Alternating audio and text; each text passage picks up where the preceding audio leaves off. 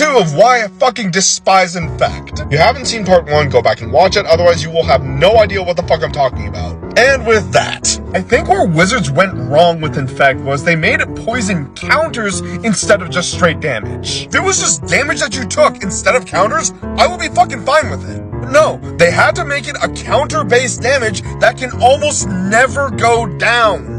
Yeah, that's right. There are plenty of ways to add Infect damage. But in terms of removing it, good fucking luck! There are 2 total cards in the entirety of Magic the Gathering that can remove it. Out of all 25,000 plus cards, these are the only 2 cards that can remove poison counters. One of my favorite planeswalkers, Con Liberated, and honestly, I really don't think he counts because he just restarts the game. The second card being Leeches, which might I add, is only legal in Commander, Legacy, or Vintage.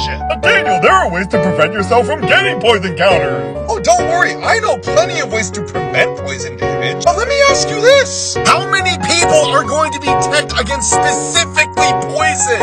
I'll give you the answer. Not a lot of people. Wizards of the Coast put a win con mechanic into the game that is almost impossible to mitigate. I'm sure every single Infect player watching this video right now is like, oh, you're just mad that it's a fast and effective way to win. Yeah, that's part of it, but not all of it. I'm mostly mad about the fact that it's almost impossible to remove. If Wizards of the Coast made more ways to remove Infect damage, maybe my opinion would be a little bit more positive about this. It doesn't even have to be that much. Make white cards that say remove 2 poison counters. That is all I'm asking. Turn it into a mechanic that you actually have to work towards. A change I would recommend to the Infect mechanic is don't make it based off of damage. Instead, make it every single time the creature successfully attacks a player.